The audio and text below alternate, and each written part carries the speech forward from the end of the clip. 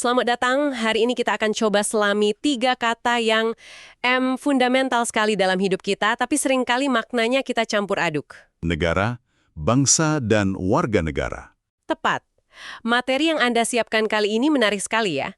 Ada perpaduan catatan kuliah dari Eropa dengan materi ilmu pemerintahan dari Indonesia, jadi kita punya dua perspektif nih. Betul, dan keduanya saling melengkapi dengan cara yang menarik. Nah, misi kita bersama adalah merangkai benang merahnya. Apa sih sebetulnya arti warga negara?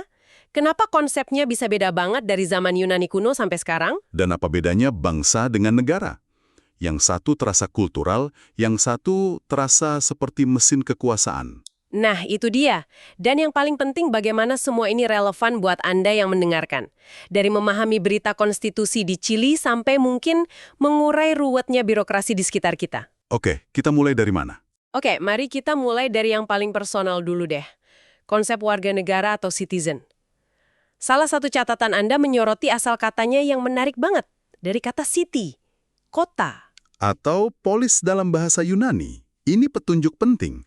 Konsep ini dari awal sudah terikat bukan cuma pada tempat tinggal, tapi pada partisipasi aktif di dalamnya. Maksudnya partisipasi aktif itu gimana? Jadi begini, menjadi citizen di Yunani kuno itu bukan sekedar punya KTP Athena gitu. Itu artinya Anda punya hak dan yang lebih penting lagi, kewajiban. Kewajiban untuk? Untuk ikut serta dalam urusan publik. Harus hadir di majelis, memberikan suara, bahkan jadi juri. Ini peran yang sangat aktif, bukan status pasif kayak sekarang. Oke. Tapi, disinilah letak ironinya. Konsep yang kedengarannya demokratis sekali ini, pada praktiknya luar biasa eksklusif. Seberapa eksklusif memangnya? Sangat. Catatan Anda itu memberi angka yang gamblang. Di Athena di masa jayanya, dari total populasi mungkin ratusan ribu, yang dianggap warga negara itu cuma sekitar 60.000 orang. Wah, sedikit sekali. Kenapa begitu? Ada 4 tembok besar yang menghalangi. Pertama, Anda bukan warga negara kalau Anda perempuan. Kedua, kalau Anda anak di bawah umur. Ketiga, kalau Anda imigran. Bahkan kalau sudah tinggal lama di sana. Bahkan kalau keluarga Anda sudah beberapa generasi di sana. Dan yang terakhir, tentu saja, Anda bukan warga negara kalau Anda seorang budak. Jadi pada dasarnya ini klub khusus laki-laki dewasa, asli Athena, dan merdeka. Tepat sekali. Dan klub eksklusif ini punya kekuasaan yang luar biasa. Absolut ya. Absolut. Karena sistemnya demokrasi langsung, majelis rakyat inilah yang memutuskan segalanya, mulai dari anggaran perang sampai nasib seseorang. Dan di sini ada contoh yang cukup kelam ya di materi Anda. Betul. Ini menunjukkan bahaya dari kekuasaan tak terbatas ini. Majelis Rakyat Athena lah yang memutuskan dengan voting untuk menghukum mati Sokrates. Salah satu pemikir terbesar mereka. Justru itu, tuduhannya merusak pemuda. Ini menunjukkan kalau demokrasi langsung di tangan segelintir warga negara itu bisa jadi alat yang sangat kuat, sekaligus sangat berbahaya. Sungguh ironis, sistem yang melahirkan demokrasi, tapi juga yang membunuh salah satu filsufnya. Lalu gimana kita bisa beranjak dari klub super eksklusif ini ke pemahaman modern di mana, ya, secara teori semua orang itu warga negara setara? Nah, lompatan besarnya itu adalah Revolusi Prancis. Oke. Momen itulah yang meledakkan tembok-tembok eksklusivitas tadi.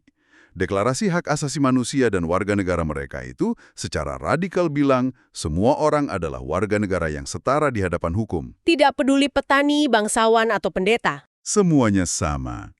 Ide ini benar-benar mengubah dunia. Tapi, seperti biasa, selalu ada kata tapinya ya.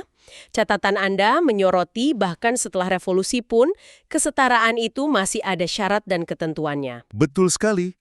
Untuk jadi warga negara aktif yang punya hak suara, aturannya masih cukup spesifik. Apa saja itu? Anda masih harus laki-laki, usia minimal 25 tahun, dan harus bisa bayar pajak langsung yang nilainya setara upah 3 hari kerja. Ini sudah menyingkirkan banyak orang miskin kan? Tentu.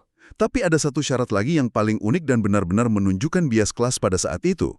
Saya tahu yang ini. Ini favorit saya. Silahkan. Secara eksplisit tertulis, Anda tidak boleh menjadi seorang pelayan rumah tangga. Luar biasa, jadi Anda boleh miskin, asal bukan pelayan, Anda masih punya kesempatan. Persis.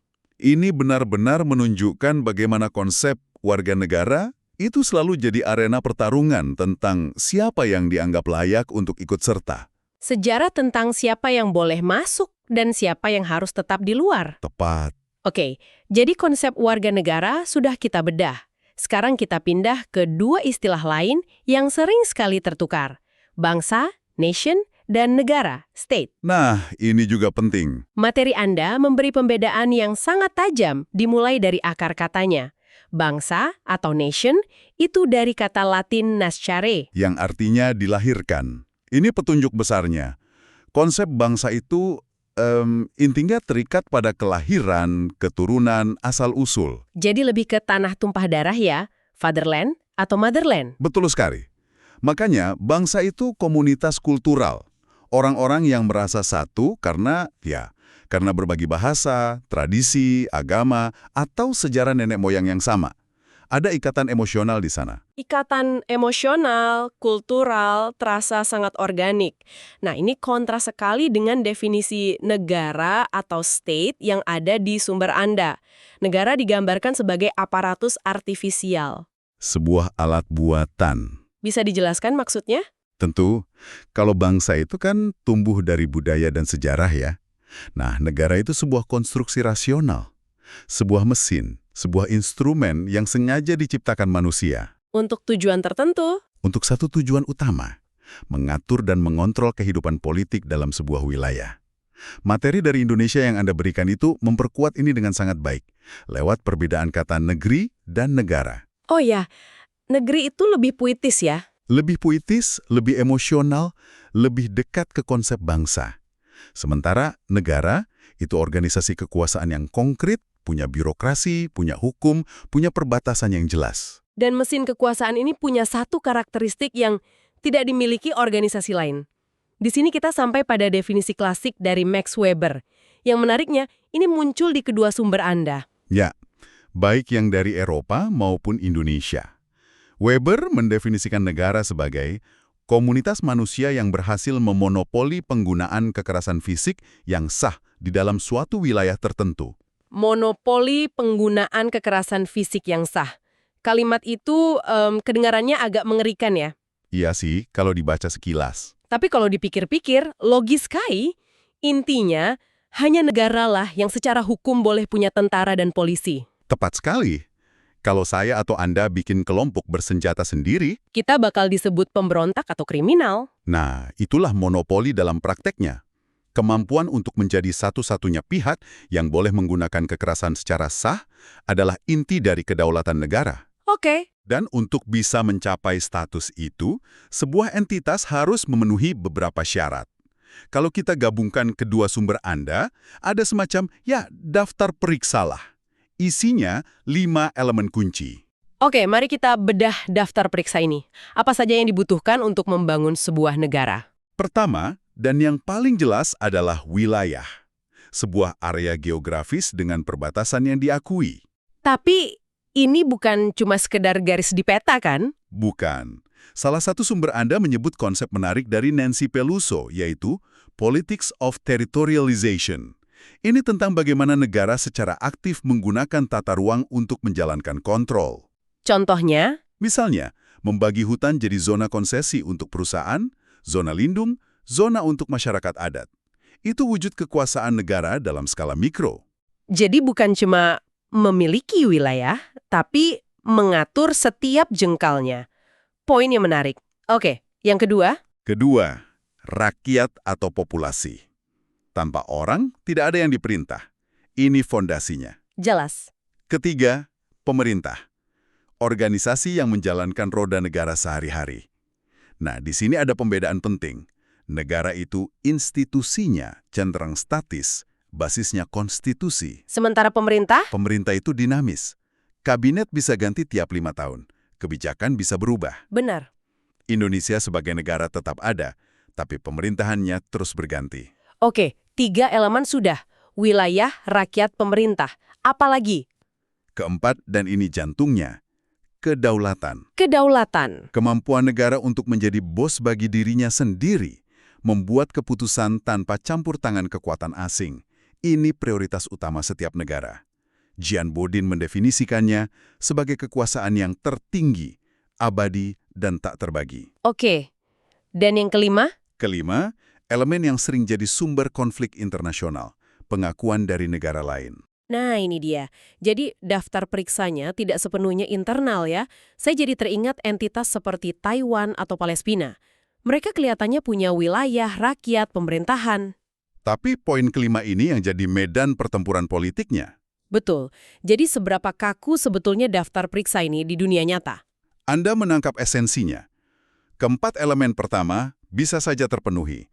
Tapi tanpa pengakuan internasional yang luas, terutama keanggotaan di PBB, status sebuah negara akan selalu ada di zona abu-abu. Jadi pengakuan diplomatik itu alat tawar yang sangat kuat ya? Sangat kuat. Memenuhi daftar periksa secara de facto tidak otomatis menjamin pengakuan de jure. Oke, jadi kita punya entitas kuat yang memonopoli kekerasan dan memenuhi 5 syarat ini. Ini membawa kita ke pertanyaan yang lebih dalam yang juga diangkat di materi Anda. Mengapa kita menciptakan monster ini? Apa yang akan terjadi kalau tidak ada negara sama sekali? Tepat.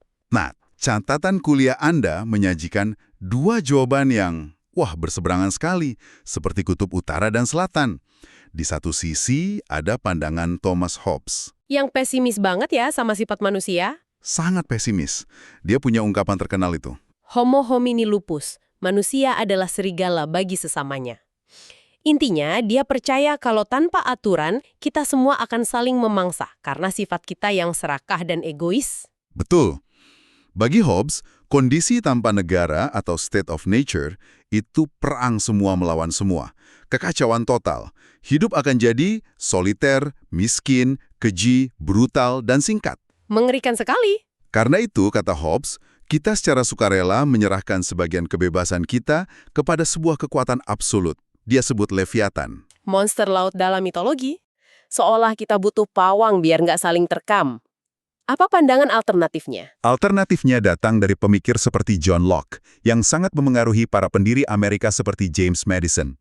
Pandangannya jauh lebih optimistis. Mereka percaya manusia tidak seburuk itu.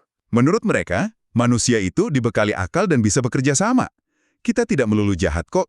Karena itu, tujuan negara bukanlah untuk mengontrol kita secara absolut. Tapi sebaliknya. Sebaliknya, negara ada untuk melindungi hak-hak alamiah yang sudah kita miliki. Hak untuk hidup, bebas, dan punya properti. Jadi pemerintahannya tidak perlu jadi monster Leviathan. Kekuasaannya justru harus dibatasi supaya tidak jadi tiran. Persis. Inilah inti dari konstitusionalisme. Kekuasaan harus dibatasi untuk mencegah negara jadi lebih berbahaya daripada kekacauan yang seharusnya ia cegah. Jadi disinilah letak dilema abadinya ya? Betul. Negara yang terlalu lemah akan gagal melindungi warganya. Anarki terjadi. Tapi negara yang terlalu kuat berpotensi jadi penindas. Menemukan keseimbangan antara ketertiban dan kebebasan itu, perjuangan tanpa akhir. Dari perdebatan filosofis ini, mari kita turun ke level yang lebih praktis. Bagaimana negara modern menjalankan kekuasaannya? Salah satu sumber Anda memperkenalkan kerangka dari Joseph Nye tentang 3 dimensi kekuasaan. Benar. Nya ini membantu kita membedah bagaimana pengaruh itu bekerja. Pertama, yang paling jelas, ada hard power. Ini kekuatan otot ya? Bisa dibilang begitu. Kekuatan untuk memaksa, menggunakan wortel dan tongkat. Kekuatan ekonomi seperti sanksi atau bantuan, dan kekuatan militer. Unjuk kekuatan yang paling kasat mata, lalu yang kedua, kebalikannya, soft power. Ini bukan tentang memaksa, tapi tentang menarik. Menarik. Soft power itu kemampuan untuk membuat pihak lain menginginkan apa yang Anda inginkan. Ini bekerja lewat daya tarik budaya, nilai-nilai politik. Film, musik gitu ya? Tepat. Ketika orang mengagumi produk budaya dan nilai-nilai demokrasi Anda, mereka akan lebih mudah mengikuti arahan Anda tanpa perlu dipaksa. Dan ada yang ketiga, konsep yang lebih baru dan lebih sinis mungkin, sharp power. Ini apa lagi? Jika soft power itu kayak lampu sorot yang memesona, sharp power itu seperti senjata penusuk. Wah, tujuannya bukan untuk memenangkan hati dan pikiran, tapi untuk memanipulasi dan merusak. Ini adalah penggunaan informasi sebagai senjata. Disinformasi, propaganda. Betul. Untuk memperdalam perpecahan politik di negara lain dan merusak kepercayaan pada institusi demokrasi mereka. Ini sisi gelap dari perang informasi. Kerangka ini sangat membantu. Dan berbagai jenis kekuasaan ini kemudian kita rasakan dalam interaksi sehari-hari dengan negara. Materi dari Indonesia yang Anda bagikan mengkategorikannya menjadi 3 wajah negara. Menurut saya ini sangat mengena. Wajah pertama adalah negara sebagai institusi. Benar, ini adalah negara dalam wujud aturan dan birokrasi. Dan di sini ada kritik tajam soal fenomena negara peraturan atau regulation state. Niatnya baik ya, melindungi warga dengan membuat aturan untuk segala hal. Niatnya baik, tapi hasilnya seringkali adalah labirin birokrasi yang tak berujung. Ada kutipan jenaka di salah satu sumber Anda yang saya suka sekali. Peraturan dari Kementerian Kehutanan bisa lebih tebal dari hutannya sendiri. Ya, itu dengan sempurna menangkap frustrasi banyak orang kan? Betul, mau urus izin sederhana tapi harus berhadapan dengan tumpukan formulir dan prosedur yang rumitnya bukan main. Dan paradoksnya di situ, aturan yang dibuat untuk melayani publik justru bisa berakhir menyulitkan publik. Ini wajah negara yang impersonal dan sering bikin frustrasi. Lalu wajah kedua, negara sebagai arena. Ini menggambarkan negara bukan sebagai entitas tunggal, tapi kayak ring tinju. Tepat sekali. Bayangkan negara sebagai panggung, di mana berbagai kelompok kelas, sosial, pebisnis, parpol bertarung untuk memperebutkan sumber daya dan mempengaruhi kebijakan. Jadi ini pertarungan kepentingan. Dari sudut pandang Marxis, ini arena pertarungan kelas. Dari sudut pandang lain, ini pertarungan oligarki. Kebijakan yang lahir seringkali bukan hasil pertimbangan rasional, tapi hasil dari siapa yang paling kuat bertarung di arena itu. Dan wajah ketiga, yang mungkin paling sering kita temui secara langsung, negara sebagai aktor. Ini adalah negara dalam wujud manusia. Birokrat di kelurahan, polisi di jalan, jaksa, hakim, guru di sekolah negeri. Oke. Bagi sebagian besar orang, interaksi dengan para aktor inilah yang membentuk persepsi mereka tentang negara. Apakah negara itu membantu atau menyusahkan, adil atau korup. Inilah wajah negara yang paling nyata. Jadi, setelah perjalanan panjang ini, apa artinya semua ini bagi Anda yang mendengarkan? Kita mulai dari klub eksklusif di Athena, membedah daftar periksa negara, terjun ke dilema Hobbes dan Madison, sampai melihat 3 wajah negara yang kita temui sehari-hari. Sangat jelas ya, negara itu bukan satu hal yang tunggal dan sederhana. Tepat. Negara itu sebuah ide tentang keteraturan, sekaligus institusi birokrasi yang rumit. Ia adalah arena pertarungan, dan pada saat yang sama, ia adalah aktor-aktor nyata yang berinteraksi dengan kita. Jadi benang merahnya apa? Benang merahnya adalah adanya ketegangan abadi antara ide negara yang luhur, melindungi hak, menyejahterakan rakyat, dengan realitas negara di lapangan. Yang seringkali penuh dengan birokrasi, perebutan kekuasaan, Dan potensi penyalahgunaannya. Perjuangan untuk mendekatkan realitas dengan ide itu terus terjadi di mana-mana. tentu saja. Contoh paling modern dan relevan dari materi Anda adalah apa yang terjadi di Chili, kan? Betul. Rakyat Chile dengan tegas menolak konstitusi lama dari era diktator Pinochet. Itu penolakan terhadap negara yang represif. Tapi yang menarik, ketika mereka diberi draft konstitusi baru yang sangat progresif, mereka juga menolaknya. Wah, kenapa begitu? Ini menunjukkan betapa luar biasa selitnya, bahkan di era modern, untuk mencapai konsensus tentang seperti apa seharusnya negara yang ideal itu. Perdebatan antara Hobbes dan Madison terus hidup sampai sekarang. Ini membawa kita ke akhir penelusuran kita. Materi Anda menyebutkan bahwa negara adalah sebuah aparatus artifisial, sebuah alat buatan manusia.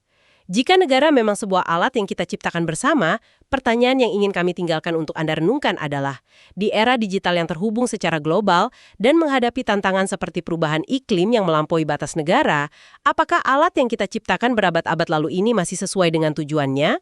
Dan jika tidak, seperti apa alat yang lebih baik yang bisa kita bayangkan untuk mengatur kehidupan kita bersama di masa depan?